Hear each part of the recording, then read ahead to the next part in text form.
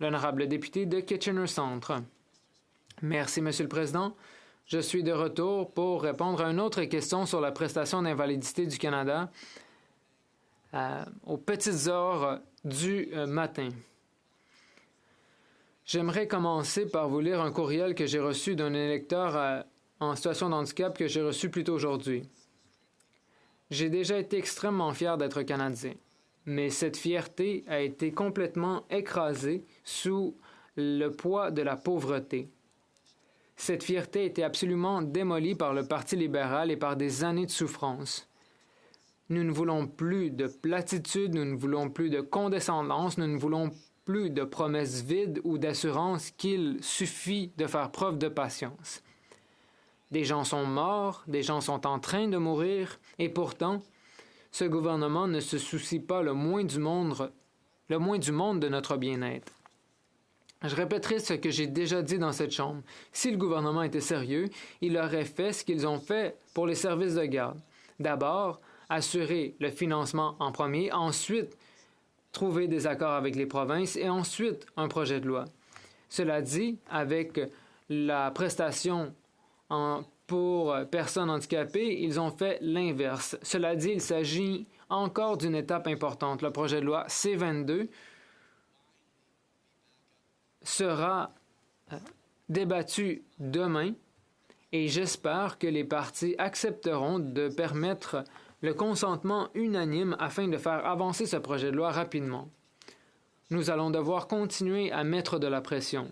D'abord, pour que les amendements du Sénat soient appuyés, y compris celui qui donnerait la priorité aux personnes handicapées plutôt qu'à l'industrie de l'assurance. La réponse du gouvernement devrait être publiée au feuilleton quelques minutes après la fin de mon discours. Nous devons continuer à militer pour une réglementation forte même après que C-22 soit adopté, puisque c'est la réglementation qui dictera comment seront administrées les prestations, et c'est au gouvernement de nous donner les détails. Donc, avec le temps qu'il me reste ce soir, je tiens à remercier les organisations et les personnes qui nous ont permis d'en arriver à ce point, puisque tout progrès fait sur la prestation canadienne pour personnes handicapées, c'est grâce à leur travail. D'abord, les organisations fédérales comme Invalidité sans pauvreté, des gens comme Rabia, Michelle, Claire, Sabrina et Al, et tout le reste de l'équipe. La Marche des dissous, Amanda, Victoria et son équipe. Inclusion Canada, Jeff Ferguson et tout le reste de l'équipe. La Société de la sclérose en plaques, Julie Kellendorfer et d'autres. Stop Gap Ottawa, Kenzie, Citoyens pour la justice publique, Nathalie Appleseed, Alliance pour la loi sur l'accessibilité pour les personnes handicapées de l'Ontario, David Lepofsky, Hélène Jessie Chanaz, Spinal Cord Injury Canada, Bill Adair, la Société québécoise de la déficience intellectuelle, Samuel Rago, Michael Prince et Vincent Calderhead qui ont milité très fort. Dans ma communauté, Étendre la famille, Al Mills et son équipe, KW Accessibilité, Edward Farouzel, Ron et David Kuhn, Pont vers l'appartenance, Janet Cherry et d'autres, le Centre de développement social de la région de Waterloo, Alex Petrovitz, Christian Horizons, Janet et Dave et des gens de ma circonscription en situation de handicap comme Michael Kay, Alex Y, Mike Ashkewi, Rebecca Munzi, Marina Wahab, Anne Jensen et Lorna Aberdeen. Nous sommes ici grâce à votre travail. L'honorable secrétaire parlementaire, merci, Monsieur le Président. Merci au député de Kitchener-Centre pour sa question et pour son travail au nom des Canadiens en situation de handicap. Nous travaillons fort pour redonner de l'espoir à cette communauté, comme l'a dit le député, et pour donner une certaine sécurité financière à ce groupe. Je tiens à saluer tout particulièrement le travail et l'action de la ministre de l'Emploi, du Développement des ressources humaines et de l'intégration des personnes handicapées. La ministre a travaillé sans relâche tout au long de sa carrière pour promouvoir les droits des personnes en situation de handicap. Et je peux assurer à mon collègue que nous partageons son sentiment d'urgence quant à l'adoption du projet de loi C-22. Nous faisons tout ce qui est en notre pouvoir pour qu'il soit adopté avant les vacances d'été. Et nous travaillons avec tous les partis pour y parvenir. L'adoption du projet de loi C-22 constituerait une étape importante dans notre engagement ferme et inébranlable en faveur de la création d'un Canada sans entrave. Ce travail a commencé en 2015 avec la nomination du tout premier ministre canadien chargé des personnes en situation de handicap. En 2016, le Canada est devenu le 20e pays à signer le traité de Marrakech et nous l'avons fait avec le soutien de toutes les provinces et de tous les territoires. En 2018, le Canada a adhéré au protocole facultatif à la Convention des Nations unies relative aux droits des personnes handicapées. En 2022, le Dr Laverne Jacobs est élu au Comité des Nations unies sur les droits des personnes handicapées et c'est la première fois qu'un Canadien occupe un siège à cette table internationale importante. Monsieur le Président, en 2019, la loi sur le Canada accessible est entrée en vigueur.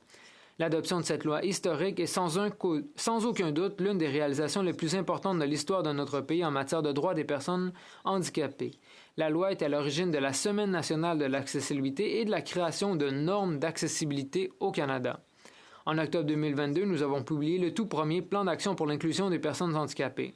Le plan d'action repose sur 4 piliers, à savoir l'emploi, les communautés accessibles et inclusives, une approche moderne du handicap et la sécurité financière. Tout au long de nos consultations, nous avons entendu la même chose.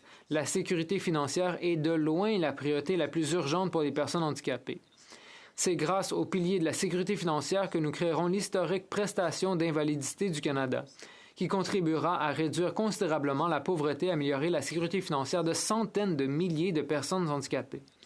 Et c'est pourquoi nous devons faire en sorte que ce projet de loi soit adopté rapidement. Monsieur le Président, j'aimerais de nouveau remercier le député d'en face pour sa question et pour son plaidoyer continu. Merci. L'honorable député de Kitchener-Centre. Merci, Monsieur le Président. Je remercie le secrétaire parlementaire pour ses belles paroles et pour son plaidoyer au sein du parti ministériel, ainsi que le travail de la ministre. Mais soyons clairs.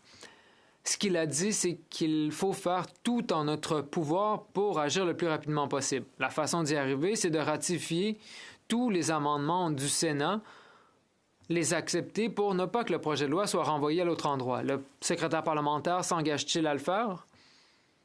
Puisque c'est quelque chose que l'on pourrait faire en l'espace de quelques minutes.